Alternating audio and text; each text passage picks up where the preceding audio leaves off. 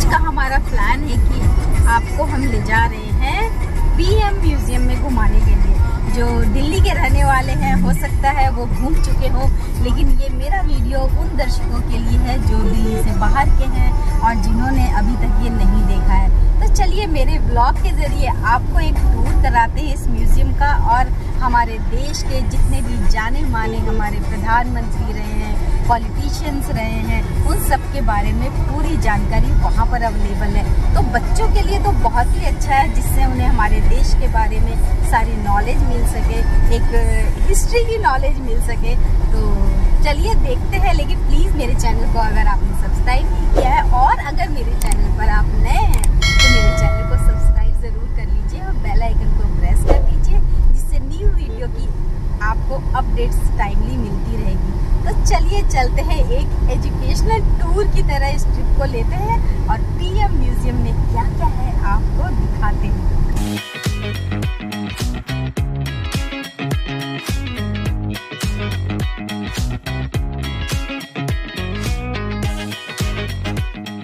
मैं तो PM museum अपनी कार से जा रही हूँ, पर जिनके पास अपना व्हीकल नहीं है या जो बाहर से आते हैं वह मेट्रो से या बस से पीएम संग्रहालय जा सकते हैं। निकटतम मेट्रो स्टेशन लोक कल्याण मार्ग है और तीन मूर्ति संग्रहालय के पास निकटतम बस स्टैंड भी है। इस स्टॉप पर चलने वाली बसें हैं 604, 620, 630, 632, 680, 720, 783 और 890। समय सुबह 10 बजे से शाम के 6 बजे तक का होता है। तो जब निकले ही हैं तो मैंने सोचा जो टनल है उसका भी व्यू आपको दिखाती चलूं, क्योंकि मोस्टली मैं जब भी गई हूँ ये बंद मिलती है या यहाँ पर कुछ काम चल रहा होता है। अभी कुछ समय पहले यहाँ पर एक रॉबरी भी हुई थी जिसका आपने न्यूज़ में देखा होगा। तो अब ये ओपन मिला है मुझे, तो मैं जा रही हूँ। लेकिन थोड़ी सी आश्चर्य की बात ये हुई कि अभी इतना बड़ा यहाँ पे हादसा हुआ है लेकिन सिक्योरिटी अंदर अभी भी नहीं है। पर चलिए खैर, हम जा रहे हैं पीएम म्यूज़ियम, तो निकलते हैं यहाँ से। ये टनल वाकई में बहुत ही सुंदर बनी हुई है, आप आएँ तो ज़रूर इसमें से होकर ही गुज़रें। तो हम चल पड़े हैं पीएम म्यूज़ियम की तरफ। ये है बैक गेट जहाँ से हमें एग्ज़िट लेना है। अब हम जा रहे हैं फ्रंट गेट की तरफ जहाँ से हमें एंट्री मिलेगी और पार्किंग फ्री है। ये बहुत अच्छी चीज़ है, तो गाड़ियों का हुजूम बाहर नहीं खड़ा रहेगा, आराम से अंदर गाड़ी खो सकती हैं और बाकायदा पूरा चेकिंग करके ही ये अंदर जाने देते हैं। आई कार्ड देखते हैं आपका या आधार कार्ड देखते हैं, उसके बाद आप अंदर जा सकते हैं। तो सिक्योरिटी इस मामले में ठीक है। और एक और ख़ास बात बताना चाहूँगी कि यहाँ पर मुझे वीडियोग्राफी करने के लिए मना किया गया, तो मैं थोड़ा सा डर गई कि मैं आपके लिए वीडियो बनाने आई हूँ और वीडियो ही नहीं बना पाऊँगी तो मेरा आना किस काम का रहा। लेकिन बहुत से लोग वीडियो बना रहे थे, तो मैंने फिर पूछा उनसे कि मुझे अपने व्लॉग के लिए वीडियो बनाना है, तो उन्होंने कहा आप छोटी छोटी क्लिप्स ले लीजिए और फ़ोटोज़ ले लीजिए, उनको ऐड करके अपना व्लॉग बना लीजिए, पूरा टूर का वीडियो मत बनाइएगा। तो मैंने पूरी तरह की आज्ञा का पालन किया और आपके लिए एक छोटा सा व्लॉग लेकर आ गई। तो हमने कार पार्क कर दी है, अब टिकट काउंटर के पास पहुंचते हैं। जैसा कि आप देख रहे हैं हम पीएम म्यूज़ियम में पहुंच गए हैं। बहुत जल्दी पहुंच गए हैं, यहाँ पर बहुत ज़्यादा रश तो नहीं दिख रहा है, बाकी अंदर जाकर पता लगेगा।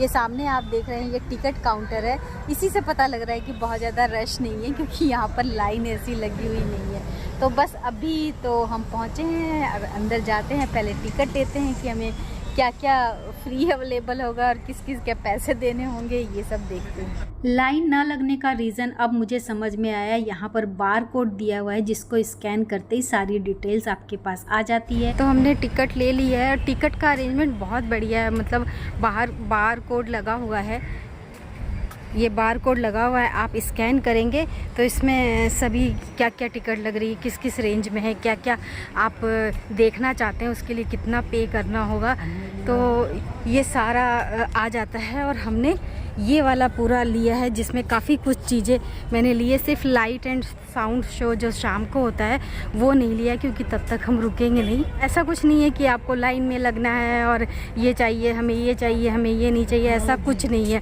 मतलब कहते हैं ना कि न्यू टेक्नोलॉजी से कितना कुछ आसान हो गया है, ये इसमें रखा गया है।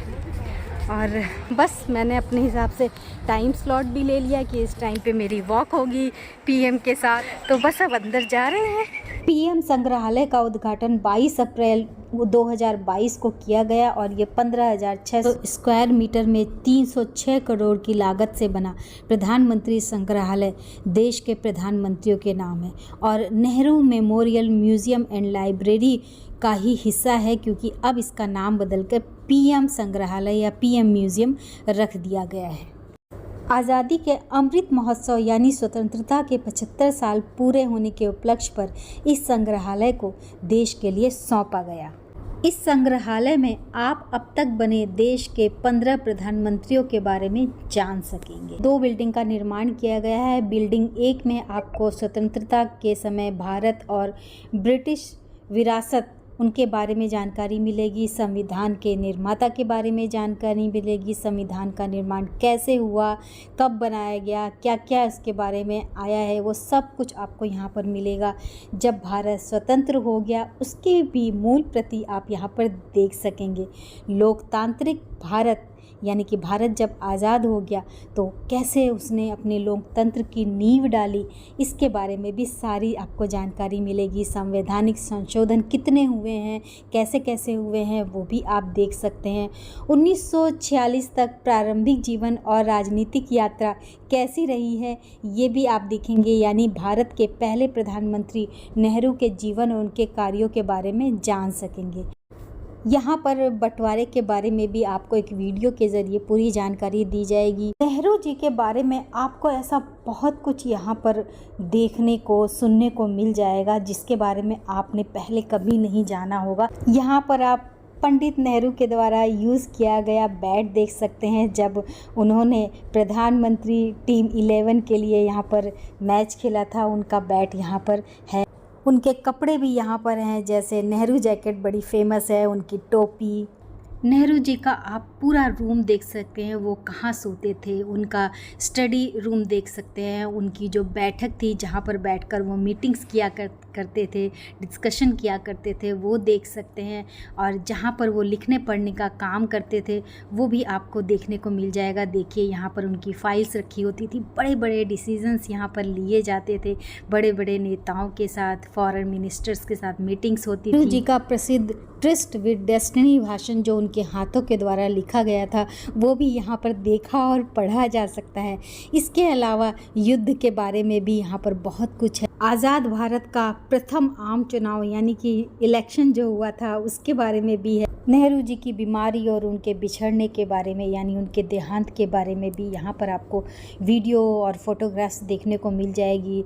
जो उस दौर के लोग हैं उनकी यादें ताज़ा हो जाएंगी और वो गमगीन भी हो सकते हैं, लेकिन जो न्यू जनरेशन है उन्हें ये सब अपनी आंखों से देखने का मौका यहीं मिल सकता है।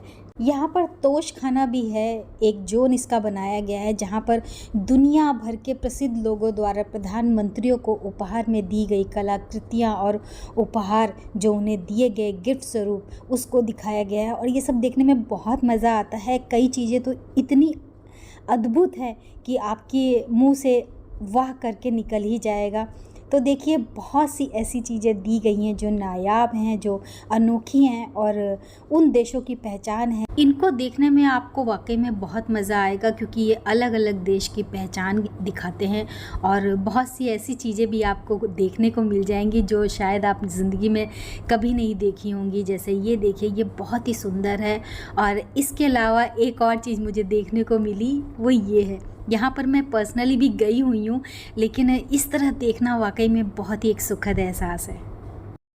ये है इंदिरा गांधी जी का कमरा, उनका बैठने की जगह, उनके सोने की जगह। फर्स्ट बिल्डिंग में मैंने आपको करीब करीब सब कुछ दिखा दिया जितना पॉसिबल हो पाया। अब बढ़ते हैं सेकंड बिल्डिंग की तरफ जो देखने में ही इतनी सुंदर लगती है। तो चलिए अब नई बिल्डिंग में चलते हैं और देखिए घुसते ही क्या स्वागत हुआ है। ये मैग्नेट से घूमने वाला देख रहे हैं आप, ये बहुत ही अच्छा दिखाई देता है और काफ़ी कुछ है यहाँ पर देखने के लिए जिसे देखकर आपको खुशी भी होगी, एक रोमांच का एहसास भी होगा।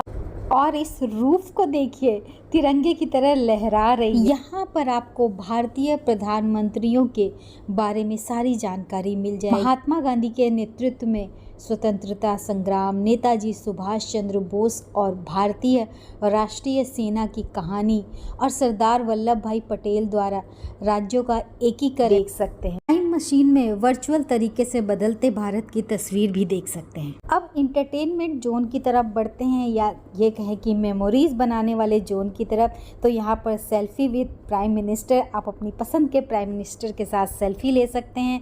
फीडबैक एरिया भी है, जहाँ पर फीडबैक देंगे तो सामने स्क्रीन पर आपका फीडबैक भी होगा और आपकी तस्वीर भी होगी। तो ये बच्चों को तो ख़ास तौर से बहुत पसंद आने वाला है। और यहाँ पर आप प्राइम मिनिस्टर का साइन किया हुआ एक लेटर ले सकते हैं, जहाँ पर आपका नाम लिखा होगा, एक कोट लिखा होगा और उनके सिग्नेचर होंगे। यहाँ पर भी आपकी चॉइस है कि आप किन के सिग्नेचर चाहते हैं, यानी आपको जो पसंद है उनके साथ आप सेल्फी भी ले सकते हैं और यहाँ पर उनके साथ वॉक भी कर सकते हैं, जो बिल्कुल रियल लगता है। मतलब इतना प्राउड फील हो रहा था कि वाह, ये चीज़ भी यहाँ पर है। और बहुत अच्छा लग रहा था कि प्रधानमंत्री जी के साथ आप स्क्रीन शेयर कर रहे हैं। और यहाँ पर एक जगह दी हुई है जहाँ पर 2 हैंड बने हुए हैं, तो इस तरह से कहते हैं ना, यूनिटी का प्रतीक है। एक के साथ एक हाथ मिलाकर हम आपस में एक दूसरे के साथ जुड़े रह साथ देते हैं। तो ये देखकर हमने बहुत कुछ सीखा, बहुत कुछ समझा, बहुत सी यादों को ताज़ा किया और अपने देश की गरिमा को भी पहचाना। और इसके साथ ही अपने इतिहास के बारे में इतना कुछ जानना और हमारे देश के रियल हीरोज़ के बारे में और पुराने अतीत के बारे में भी बहुत कुछ यहाँ पर जानने को मिला। हमारी न्यू जनरेशन को जो पुराने इतिहास के बारे में, हिस्ट्री के बारे में नॉलेज होनी चाहिए, वो यहाँ पर आकर उसके बारे में जान सकते हैं, समझ सकते हैं। और इसके लिए बहुत ज़रूरी है कि ऐसी चीज़ें हर एक देश में होनी चाहिए। हमारे भारत में इसका निर्माण हुआ तो मैं वाकई में बहुत प्राउड फील करती हूँ कि मैं इंडियन हूँ और हमारे इंडिया में भी एक ऐसी चीज़ है जो आगे आने वाले न्यू जनरेशन को पूरी तरह से शिक्षित कर सकती है और बहुत सी ऐसी बातें बता सकती है जिनकी तरफ हमारा ध्यान नहीं जाता। और सन वाइज भी यहाँ पर बहुत कुछ लिखा हुआ है, जिनको पढ़कर आप जान सकते हैं कि किस सन में क्या हुआ था, क्या क्या खासियत रही है, किस किस ने अवार्ड लिया है, किस किस ने इतिहास रचा है।